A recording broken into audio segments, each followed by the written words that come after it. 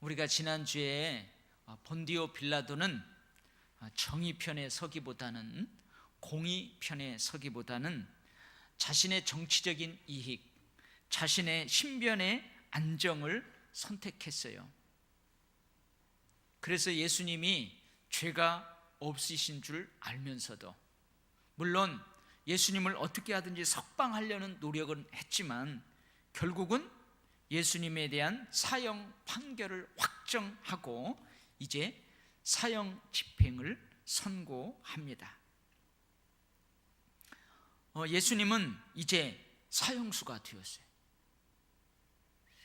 당시 이 사형 선고를 받은 죄인은 처형되기 전에 아주 참혹한 매질을 당했다고 합니다. 그것이 그 당시 법 집행의 관례였다고 해요. 그래서 이 로마 병사는 죄수의 옷을 다 벗겨버려요. 그래가지고 나무에다 꽁꽁 묶어요. 이렇게 큰 나무, 박혀있는 나무에 옷을 벗겨서 이렇게 해서 꽁꽁 묶어요. 그 다음에 그 로마 병사들이 채찍을 가지고 있는데 때로는 6가닥, 때로는 9가닥 되는 이 가죽 채찍, 그 끝에다가 날금속 같은 거 또는 동물의 뼈 조각 같은 거, 그것을 촘촘히 박아가지고 그 가죽 채찍으로 사정없이 이제 등을 향해서 매질을 하는 거예요. 그래서 우리 멜 깁슨 감독이 그 만든 영화 패션 오브 크라이스트라는 영화 보면 거기에 나오잖아요. 물론 거기에서는 옷을 속옷은 입혀놨는데 원래는 옷을 다 벗겨가지고 그 채찍질을 하는 거예요. 채찍질을 할 때에 어떻게 한다고요? 그 금속 조각, 뼈 조각이 채찍질을 할 때마다 그 등을 밧고랑 파듯이 콱 패가지고 살점을 떼어낸다는 거예요. 그래서 예수님이 마지막 유월절 만찬에서 그 빵을 찢으면서 축사하시고 떼어 제자들에게 주시며 이것은 너희를 위하여 찢기는 내 몸이다 그러시잖아요. 나중에 제자들이 그것을 아주 절실하게 깨닫게 되는 거죠. 매질을 당하다가 죽는 죄수가 허다하대요. 그만큼 이 매질은, 참혹한 매질은 견디기가 힘든다는 거예요. 저 어렸을 때 잘못해가지고 선생님한테 맞을 때, 엄마한테 맞을 때 종아리 걷고 그 쌀이나무 싹 이렇게 하면은요 슉슉슉 소리 나는 그 쌀이나무 회초리로 종아리를 한 대만 맞아도 막 저는 그걸 못 참았어요. 한 대만 맞으면 그냥 온 방을 뛰어다니면서 나 죽네 나 죽네 하고 그랬는데요, 그거하고는 비교도 되잖아요. 꿈쩍을 못하는 거예요. 묶어놨으니까. 에이, 예수님은 하나님의 아들인데 그거 하나 못 견디겠어? 여러분 그런 생각하면 안 돼요. 예수님은 하나님의 아들이시면서도 인간이신 예수님이에요. 그 예수님도 피곤하니까 주무셨고, 배고프니까 무화과나무 열매를 따서 드셨고, 슬프니까 눈물 흘리며 우셨고 그랬어요. 그러니까 예수님은 하나님의 아들이시니까 채찍질도 하고 견뎌냈을 거야. 물론 견뎌냈지만 여러분 고통 없이 견뎌낸 거 아니에요. 어마어마한 고통을 다 견뎌낸 거예요. 그렇게 해서 매질을 당하다가 죽는 죄수들도 많다는 거죠. 근데 그럼에도 불구하고요,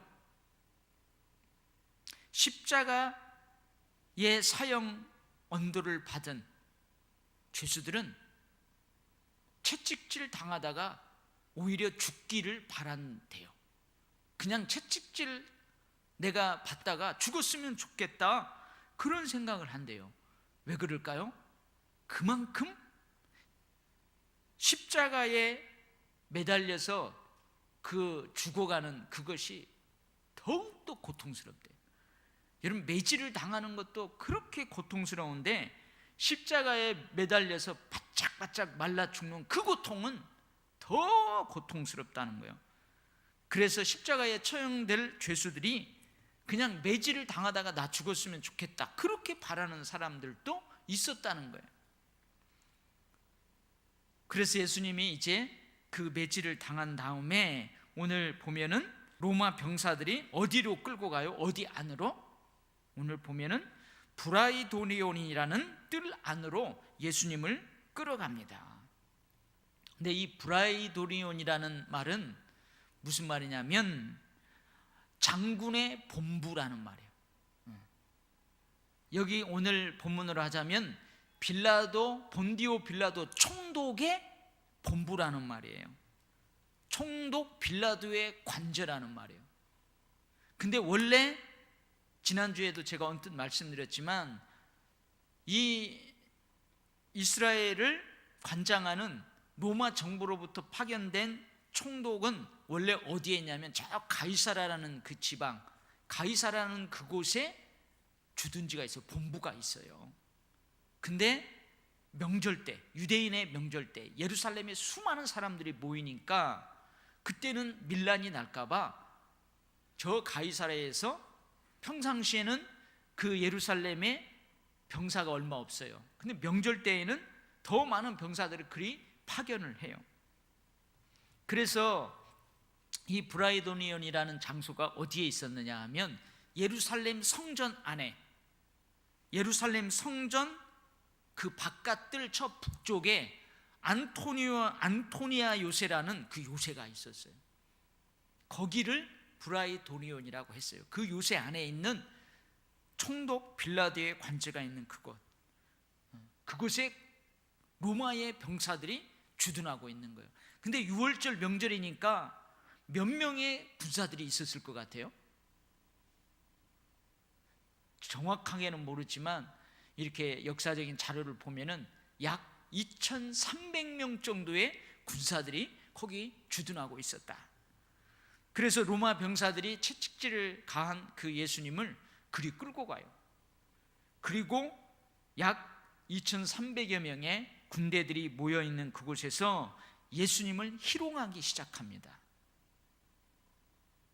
어떻게 하냐면 예수님의 옷을 다 벗겨가지고 자색 옷을 입혀요. 홍포를 입혀요. 그리고 머리에다가 가시관을 씌워요. 가시로 엮은 관을 씌워요. 그리고 오른손에다가 뭘 들려주면 칼대를 들려줘요. 이게 뭐냐면 예수님을 조롱하는 거예요. 네가 유대인의 왕이냐? 그래서 왕의 모습으로 그렇게 입혀놓은 거예요. 왕들이 입는 자색 옷을 입히고 왕들이 쓰는 면류관을 가시로 만들어서 씌우고, 왕들이, 여러분 이렇게 텔레비전 같은 데 보면은 옛날 왕들이 이렇게 지팡이 같은 거 이렇게 들고 다니잖아요. 특히 로마 그거 보면은 그러잖아요. 관을 쓰고 그렇게 예수님을 입혀요. 조롱하는 거죠. 조롱하는 거예요. 그리고 어떻게 해요? 모든 로마 군대가, 2,300여 명의 로마 군대가 그런 예수님을 향해서 어떻게 해요? 경례를 하는 거예요. 경례. 오늘 그러죠. 경례를 하는 거예요. 경례하는 거예요. 그리고 경례를 하고는 무릎을 꿇고 유대인의 왕이여 평안할지어다 하면서 막 무릎을 꿇고 존경을 표하는 것처럼 그래요. 근데 실제로 존경을 표하는 거예요? 아니에요? 아니에요. 희롱하는 거예요. 조롱하는 거예요.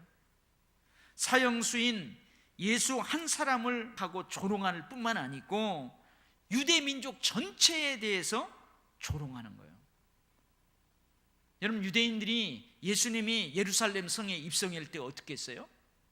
호산나 다윗의 자손이여 가장 높은 곳에서 찬송하리로다 하면서 예수님을 그리스도로, 메시아로 환영했잖아요. 예루살렘이 따들썩했어요. 예수님의 나귀 새끼를 타고 들어왔을 때에 여기저기서 종려나무 가지를 흔들면서 그렇게 열렬하게 환영했잖아요. 그런 백성들이 유대 종교 지도자들의 선동에 의해서 예수를 십자가에 못 박으라고 외쳤어요. 그런 그들을 모욕하는 것이기도 하다, 그 말이에요.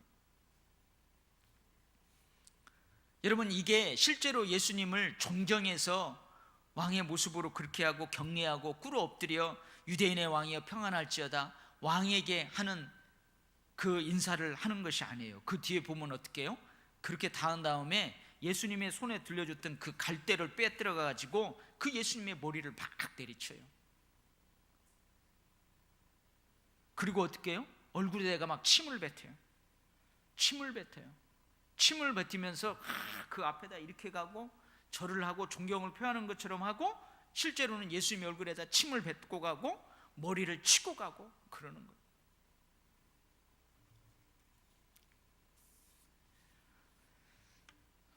여러분, 가족 중에서도 가끔 이렇게 머리를 탁 치면은 기분 되게 나쁘죠.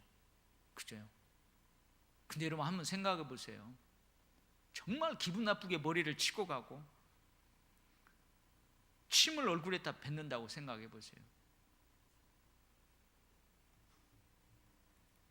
채찍질은 뭐의 아픔을 가하는 거예요? 여러분, 채찍질은 육체의 아픔을 가하는 거예요. 근데 조롱, 희롱은 육체의 아픔을 가하는 게 아니에요. 뭐의 아픔을 가하는 거예요? 그 사람의 영혼 깊숙이 아픔을 주고 상처를 주는 거예요. 마음과 정신을 아프게 하는 거예요. 이게 희롱이요 조롱입니다. 여러분, 말 한마디로 그 사람 막 희롱하고 조롱하고, 그것은 그 사람의 육체에는 전혀 아픔을 주지 않아요. 그 마음을 아프게 하는 거죠.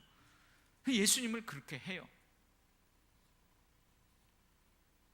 사실 로마 병사들에게 주어진 그 업무는 뭐냐면, 그냥 예수님 채찍질을 하고 채찍질을 다 한 다음에 저 십자가의 현장 달릴 그 현장에 끌고 가서 십자가에 못 박으면 돼요.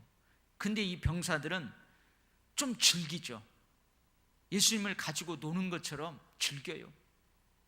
어떻게 보면 이게 우리 지금 창세기에서 살펴보는 것처럼 원죄를 가지고 살아가는 인간의 죄된 본성이에요. 그렇게 한 다음에 이제 백부장의 휘하에 있는 4명으로 구성된 사형 집행조인 병사들이 이제 예수님을 십자가 처형하는 현장으로 끌고 갑니다. 근데 그 십자가에 처형하는 처형 장소는 어디냐면 예루살렘 성 밖에 있어요. 거기가 어디냐면 골고다 언덕이에요. 그래서 오늘 보면 이제 골고다 언덕으로 끌고 가요. 예수를 끌고 골고다라는 곳으로 가요. 근데 이 골고다는 해석하면 무슨 뜻이래요? 해골의 곳, 해골의 장소, 그 말이래요. 그래서 왜 골고다라고 했을까? 그 언덕의 이름을 골고다라고 했을까? 어떤 사람들은 거기에서 사형이 집행 다음에, 그 팔레스타인은 우리나라하고 기후가 달라요. 그래서 그냥 공중에다가 그냥 대기 상태에다가 죽은 사람을 내버려 두면은 한 달, 2달 되면은 그냥 살이 썩어지고 뼈만 드러난대요. 그럼 막 새들이 와서 다 쪼아먹고, 그래가지고 여기저기 그 사형수들의 두개골이 여기저기 뒹굴어서 아마 해골의 곳, 이러한 명칭을 붙였다, 이런 의견도 있고, 그 장소가 사람의 두개골을 연상하는 둥근 바위 언덕같이 그렇게 생겼대요. 안 가봤어요. 혹시 이제 성지 순례를 다녀오신 분들은 봤는지 모르는데 그러한 모양의 언덕이래요. 그래서 골고다라고. 그래서 이 골고다는 여러분, 예수님이 십자가에 그 달려 돌아가신 장소를 골고다라고 그래요. 골고다 언덕이라고 하죠. 또 그 다음에 또 뭐라고 그래요? 찬송가에 보면 또 뭐라고 그러죠? 어디 산에 십자가 섰으니, 갈보리산 위에 십자가 섰으니, 그렇죠. 그럼 골고다 언덕하고 갈보리는 여러분 같은 장소일까요? 틀린 장소일까요? 골고다는 이 신약 성경을 기록하는 원래의 단어 헬라어로 골고다래요. 근데 라틴어, 이제 그 당시 저 로마인들이 쓰는 라틴어로는 칼바리아라고 그랬대요. 칼바리아. 이 칼바리아라는 라틴어 단어를 영어로 칼바리아, 갈보리아, 칼바리아, 갈보리아. 그래서 영어로 옮기다 보니까 갈보리 이렇게 됐다는 거예요. 그러니까 골고다 언덕하고 갈보리 언덕하고 똑같은 장소예요. 다른 언어로 다르게 부르는 거죠. 그래서 예수님이 이제 그곳으로 끌려가요. 근데 십자가에 처형될 죄수는 자기 십자가를 직접 지고 처형 장소까지 가는 것이 관례였대요. 자기가 죽을 자기 십자가를 그 죄수가 직접 지고 갔대요. 근데 뭐 어떻게 지고 가냐면, 여러분 우리 저 십자가가 저 뒤를 한번 보세요. 저렇게 십자가가 돼 있잖아요. 그래서 저런 십자가를 등에 지고 간 게 아니고 이 수평으로 돼 있는 거, 하늘에서 땅으로 내려져 있는 그 십자가 통나무 말고 옆으로 되어 있는 그 통나무만 자기 어깨 위에다가 지고 갔대요. 그래서 그걸 지고 골고다에 가가지고 거의 십자가를 맞춰서 거기서 못 박혀 죽는 거예요. 근데 이 수평으로 된 가로 십자가를 목에 직접 지고 가는데 그 무게가 얼마나 됐을 것 같아요? 그 무게가 얼마나 됐을까요? 약 68kg 정도가 됐대요. 68kg. 여러분 오늘 설교 끝나고 68kg가 어느 정도 무게인지 한번 오면 저를 한번 와서 들어보세요. 저를 한번 이렇게 들어보세요. 제가 68kg가 덜 나가요. 아니면 오늘 집에 가가지고 여보 당신 68kg지 이리 와봐 내가 한번 들어볼게. 그 십자가 무게예요. 그게 가로로. 그것을 어깨에 지고 처형 장소까지 가는 거예요.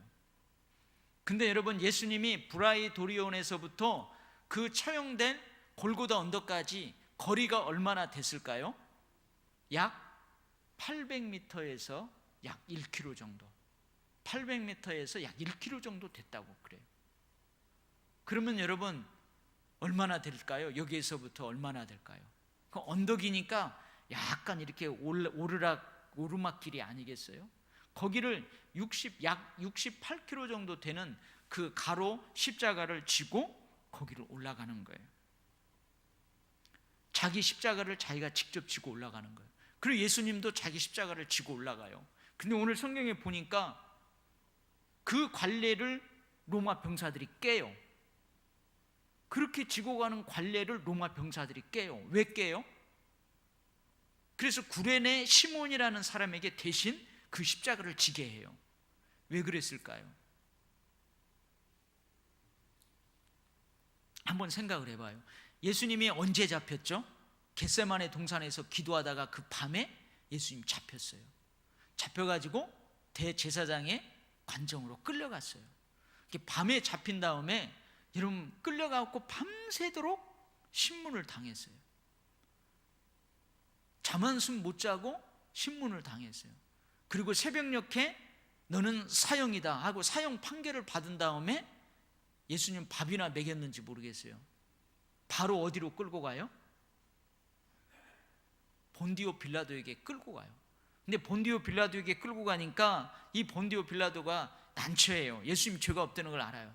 그래서 다른 성경 본문에 보면은 그 당시 그 지역의 분봉왕인 헤롯에게 또 보내요. 그래서 본디오 빌라도 총독하고 분봉왕인 헤롯하고는 사이가 별로 안 좋았어요. 근데 이 예수 사건으로 인해서 이들이 사이가 좀 가까워져요. 그래서 헤롯 걔도 그 분봉왕도 어떻게 못하니까 다시 본디오 빌라도에게 보내요. 그리고 와서 또 그 로마 법정에서 신문을 받고 그 다음에 사형 확정을 판결받고 채찍질을 당해요. 근데 여러분 그 사내들인 공회에서 사형 판결을 받은 다음에 예수님은 거기서 또 한 번의 매질을 당했을 것이라고 추측할 수 있어요.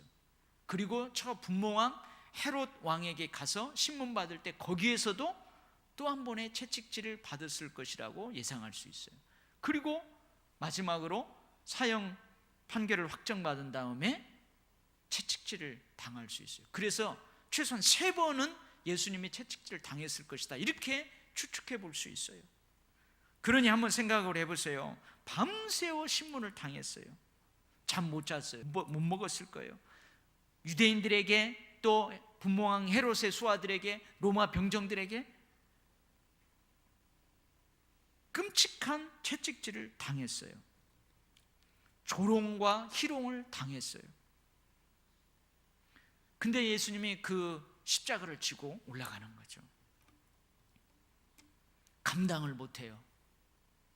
그래서 로마 병사는 관례를 깨고 구레네 시몬에게 억지로 예수님의 십자가를 지고 가게 만들어요. 관례를 깨버리는 거예요. 여러분, 예수님은 자기 십자가를 벗어버린 게 아니에요. 나는 이 십자가 무거워서 못 지겠습니다 하고 벗어버린 게 아니에요. 감당할 수조차가 없었어요. 그래서 로마 병사들이 어떻게 해요? 그 관례를 깨고서라도 그 구레네 시몬에게 대신 지게 하는 거예요. 자, 구레네 시몬은 누구냐? 이 구레네가 어디냐면은 지금의 아프리카예요. 지금의 저 아프리카 북쪽 해안 도시, 현재로 하면 리비아의 수도인 트리폴리라는 곳이래요. 거기에서 이 구레네 시몬이 6월절에 예루살렘에 올라왔어요. 그래서 많은 사람들은 이 시몬이 디아스포라 유대인, 여기저기 흩어져서 살아가는 유대인이 아니었을까? 아니면은 유대교로 개종한 유대인이 아니었을까? 그래서 6월절 명절 때에 예루살렘에 올라온 거예요. 그래서 자기도 모르게 얼떨결에 그 십자가, 예수님의 십자가를 대신 지는 불행을 만난 거예요. 어떻게 보면 그 사람에게는 불행이죠.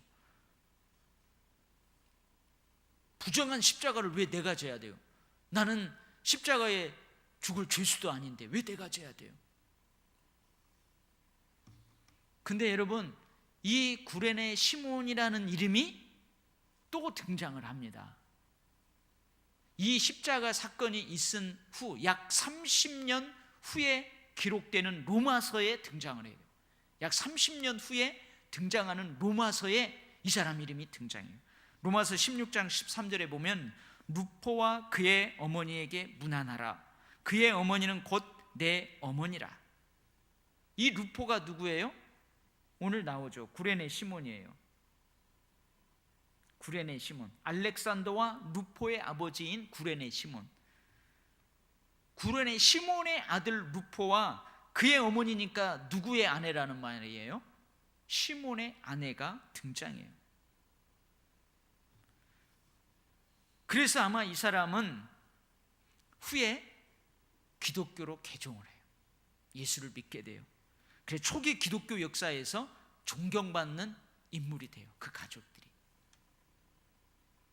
그래서 예수님 대신 그 십자가를 지고 가요. 여러분, 불행이 아니라 오히려 예수님의 십자가를 지는 영광을 그 시몬이 받게 돼요. 그래서 이제 지금도 가면은 그 십자가의 길이 있어요. 비아 돌로로사라는 길이 있어요. 비아 돌로로사라는 그 십자가의 길이 있는데, 아까 이야기한 대로 약 800m 정도 되는, 이 브라이도리온 본디오 빌라도의 법정에서부터 예수님이 십자가에 못 박혀 돌아가신 그곳, 장사 지낸 그곳까지 그 길을 십자가의 길, 비아 돌로로사라고 해서 정해져 있어요. 근데 그 약 800m 되는 그 십자가 길에 포인트가 있어요. 의미 있는 지점이 있대요. 우리 최 장로님 거기 가보셨어요? 지난번에 갔잖아요. 혹시 거기 다녀오셨어요? 예루살렘? 네. 한번 장로님은 이렇게 기억을 더듬어 보세요. 근데 이게 18세기에 이제 우리 기독교에서 그걸 정해놨답니다. 근데 물론 성경하고 약간 다른 지점도 있어요. 첫 번째 지점이 어디냐면 제1지점이 본디오 빌라도 재판정이래요. 거기가 1지점 이렇게 표시를 해놨대요. 거기다. 그 다음에 이 지점은 어디냐면은 로마 군사들이 예수님에게 가시관을 씌우고 홍포를 입히고 희롱한 곳, 이걸 제2지점. 그렇게 희롱을 당한 다음에 십자가를 지고 이제 골고다 언덕을 향해서 가잖아요. 근데 그 십자가를 감당을 못하니까 십자가 지고 가다 예수님이 처음 쓰러진 곳, 그 약 68kg의 그 가로 십자가를 지고 가다 처음 쓰러진 곳, 그게 제3지점이래요. 그리고 제4지점은 그 십자가를 지고 가는 그 예수님을 성모 마리아가, 예수님의 어머니 마리아가 만나요. 그걸 보면서 울어요. 그 장소가 4지점이래요. 그리고 로마 병사들이 예수님이 이 십자가를 감당을 못하니까 구레네 사람 시몬을 오라고 그래가지고 이제 십자가를 저 골고다 언덕까지 지고 가라 대신 진 곳, 그것을 제5지점. 이제 6지점은 성경에 없어요. 천주교에서 이제 전통을 따른 것 같아요. 성 베로니카라는 여인이 물수건으로 예수님의 얼굴을 닦아줬대요. 초기 교회 전승인 것 같아요. 전해져 내려오는 이야기인 것 같아요. 근데 베로니카라는 여인이 예수님의 그 얼굴을 손수건으로 이렇게 닦아줬대요. 근데 전설에 의하면 수건으로 이렇게 닦아줬는데 그 수건에 예수님의 얼굴이 딱 그 인쇄된 것처럼 딱 되었다. 아무튼 천주교에서는 그러한 전성이 있어요. 그래서 제6지점이래요 그게. 그리고 제7지점은 예수님이 두 번째로 쓰러진 곳. 그리고 제8지점은 예수님이 그러죠. 예루살렘의 딸들아 나를 위하여 울지 말고 너희가 너희 자녀를 위하여 울라 말씀하신 곳이래요. 제9지점은 세 번째로 쓰러지신 곳. 제10지점은 옷을 다 벗겨요. 십자가에 달리는 죄수들은 옷을 다 벗겨요. 11지점 십자가에 못 박힌 곳. 12지점 그렇죠. 십자가에 딱 못을 박은 다음에 그 다음에 그 세로하고 가로하고 딱 꿰맞춘 다음에 끈으로 해가지고 딱 올려서 이제 십자가를 거기에 세워요. 쿵 하고 세워요. 12지점이 십자가 위에서 죽은 곳. 13지점이 아리마대 요셉이 예수의 시신을 이제 내려놓은 지점. 그리고 14지점이 아리마대 요셉이 예수님의 시신을 가져다가 자기 그 무덤에다 장사 지낸 곳. 그래서 10지점부터 14지점까지는 그 골고다 언덕 위에 그 성묘 교회가 세워져 있대요. 그 안에 있다고 그럽니다. 그래서 이게 지금도 비아 돌로로사 해가지고 십자가의 길이라고 해가지고 그 14지점이 정해져 있어서 많은 순례객들이 거기 가면서 예수님의 십자가를 묵상하고 은혜를 받는데요. 우리 교회도 언제 이제 기회가 되면 한번 갈 기회가 있겠죠. 그러면은 가서 우리가 실제로 눈으로 목도하면 아주 더 큰 은혜를 받을 것 같아요. 여러분, 길은 어떤 길일까요? 예수님께서 제자들에게 그렇게 말씀하시죠. 누구든지 나를 따라오려거든 자기를 부인하고 자기 십자가를 지고 나를 따를 것이니라. 여러분, 매일매일 십자가 지고 삽니까? 여기에서 십자가는 실물 십자가를 지고 살으라는 거 아니에요. 제가 언젠가 한번 설교할 때 그 얘기 했잖아요. 어느 목사님들이 커피숍에 가서 이렇게 커피를 마시는데 그 커피를 가져온 그 서빙 보는 그 뭐라고 그래야 돼요? 요즘 또 단어도 잘해야 돼요. 아무튼 그분이 왔어요. 가지고 십자가 목걸이를 예쁘게 했더래요.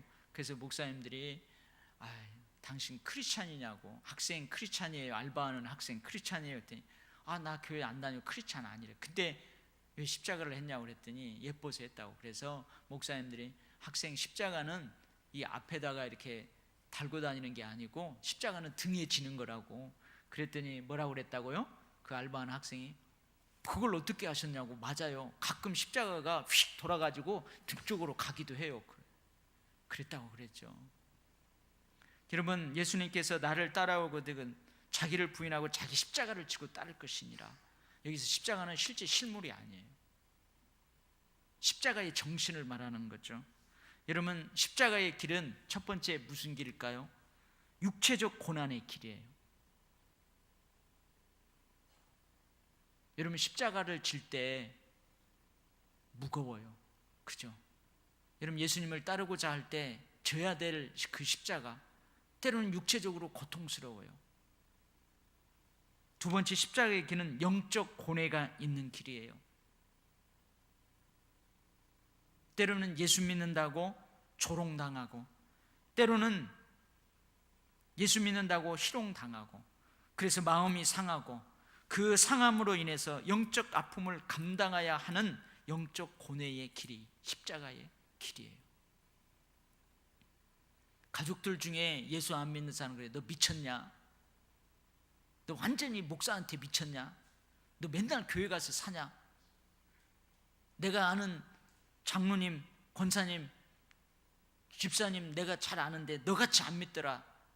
주일날만 하러 가고 그러더라. 너는 별났냐? 막 핍박하고. 여러분, 그 영적 고뇌를 감당해야만 하는 길이 십자가의 길이에요. 십자가의 길은 고통 없이, 눈물 없이, 아픔 없이 못 가는 길이 십자가의 길이에요. 그리고 그래도 가야만 하는 길이 십자가의 길이에요. 아멘. 그러면서도 십자가의 길은 그 길 끝에 부활의 동산이 있기 때문에 승리의 길이기도 해요. 영광의 길이기도 해요. 여러분, 누구든지 나를 따라오거든 자기를 부인하고 자기 십자가를 지고 나를 따를 것이니라 주님이 말씀하셨어요. 주님은 자기 십자가를 벗어 내던진 게 아니에요. 감당할 수 없으리만큼 주님은 그렇게 그 길을 가셨어요. 여러분, 우리도 이 십자가의 길을 가면서 정말로 때로는 벗어 던지고 싶을 때에 여러분, 주님의 십자가를 묵상하면서 우리가 함께 따라갈 수 있기를 바랍니다. 여러분, 십자가의 길은 영광의 길만이 아니에요. 십자가 길은 승리의 길만이 아니에요. 영광의 길, 승리의 길이면서도 육체적 고난이 있고, 때로는 영적 고뇌가 있고, 때로는 고통이 있고 눈물이 있고 아픔이 있는 그 길이 십자가의 길이에요. 여러분, 제가 한번 그 십자가 설교할 때 그 예화를 여러분들하고 함께 나눈 것 같아요. 어떤 집사님이 꿈을 꿨다고 그러잖아요. 근데 꿈속에서 자기가 십자가를 지고 가는데 옆에 있는 사람들도 십자가를 다 지고 가는 거예요. 다 무거운 십자가를 다 지고 가는데 다른 사람들은 십자가를 어떻게 가볍게 다 지고 가는데야 자기 십자가는 너무 무거운 거예요. 그래서 꿈속에서 예수님, 내가 지고 가는 십자가 너무나 무거워요. 좀 가볍게 잘라주세요. 그랬대요. 그래서 예수님이 그래 오냐, 너무 무겁냐, 내가 잘라주마 해가지고 예수님이 꿈속에서 톱으로 저 십자가 끝을 이렇게 잘라냈대요. 훨씬 가벼웠어요. 한참 가는데 어메, 그렇게 잘라냈는데도 나는 왜 이렇게 무거운지 몰라겠어. 다른 막 다 가볍게 가는데. 그래서 예수님, 그래도 무거워요. 좀 잘라주세요. 그랬더니 예수님이 또 이쪽을 잘랐어요. 가다가 또 자르고. 근데 끝에만큼 갔더니 강이 나오더래요. 강이.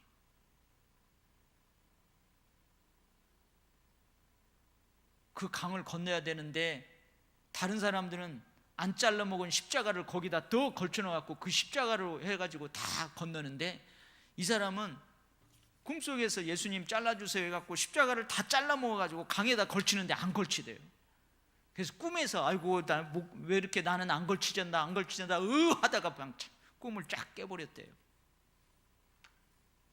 그래서 그래, 내가 왜 이런 꿈을 꿨을까? 십자가 지고 가다가 십자가 잘라 먹지 말라고 이런 꿈을 꿨나 보다 그랬대요. 여러분, 이게 누굴까요? 그 꿈 꾼 사람이 누구예요? 바로 우리들이에요. 우리들 그러잖아요. 너무 힘들면은 좀 잘라내고 싶어요. 그런 때 있죠. 근데 여러분, 우리 잘라내지 맙시다. 나중에 저 요단강 건너서 천국에 입성할 때 나만 그 강에 모자라가지고 짤쩔매다가 그럼 어떡해요? 그럴 리야 있겠소만은 아무튼 그런 교훈을 주는 것 같아요. 여러분, 오늘 주님이 가신 그 십자가의 길, 우리도 가야만 하는 그 길입니다.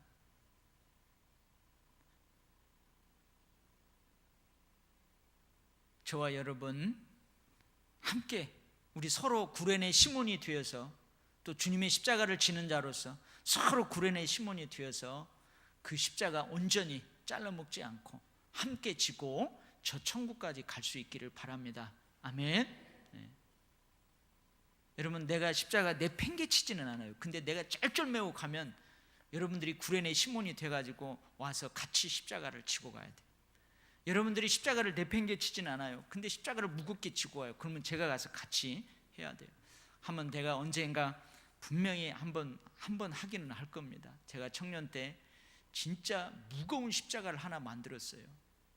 청년들 기도원에 가가지고 기도원 홀 한 500명, 1000명 하는 거기에 우리 청년들 구역장들만 데리고 가가지고 그 십자가를 마지막 밤에 십자가 설교하고 십자가 찬양하고 마지막에 그 십자가를 들고 왔어요. 엄청 무거워요. 68kg 더 나가는 십자가. 그 여기다 놓고 음악 딱 틀어놓고 한 명씩 나와서 그거 지고 가라고 그랬어요. 여자들도 남자 청년들도 못 지어요. 다 못 지어. 근데 막 가다가요 푹 쓰러지는데, 푹 쓰러지면 저쪽에서 대기하고 있던 누가 막 뛰어나오더라고요. 그래서 내가 들어가라고 그랬어요. 절대 대신 져주지 말라고. 희한한 일이 일어났어요. 다 울어요. 다 십자가를 지고 가면서 푹 쓰러질 때 다 울어. 그래서 내가 속으로서, 아니 저 청년들이 무슨 십자가를 많이 져본 적이 있다, 인생에서 무슨 십자가를 많이 져봤다고 저렇게 우나. 근데요 픽 쓰러질 때 울어요. 픽 쓰러질 때 울어. 그래가지고 제가 어떻게 했냐면 저 청년을 가장 사랑하는 사람 한 사람만 가서 그 십자가를 대신 져주라고 그래 했어요. 그때 장로님 한 분도 같이 갔는데, 제가 이름만 하면은 여러분 다 아는 장로님이에요. 그 장로님도요 딱 오더니, 나는 그 장로님도 막 쓰러지실 줄 알았어요. 그랬더니 장로님 탁 들더니요 비틀비틀하면서, 난 장로님 그거 안 우실 줄 알았어요. 의사라서 안 우실 줄 알았어요.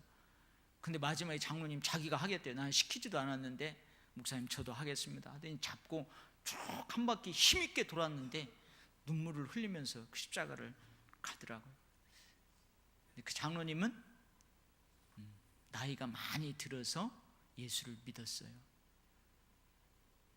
장로님 젊었을 때 청년들한테 장로님의 젊은 시절을 간증해 주세요 그랬더니, 목사님 나 청년 때 간증할 거 없다고. 예수를 안 믿었대요. 아니 그러면 예수 안 믿고 그렇게 살았던 거 간증을 했더니 그건 부끄러워서 안 하겠다고 그러시더라고요. 여러분, 어쩌면 지금까지 여러분들은 십자가를 순탄하게 지고 왔을지도 모르겠어요. 앞으로의 삶에 지고야 될 십자가는 어려울 수도 있어요. 여러분, 그때 오늘 함께 나눴던 이 주님의 십자가를 깊이 생각할 수 있고, 우리가 서로에게 구레네 시몬이 되어주셔서 주님이 우리에게 맡겨진 십자가를 함께 잘 질 수 있기를 주의 이름으로 축복합니다. 아멘. 하나님 아버지,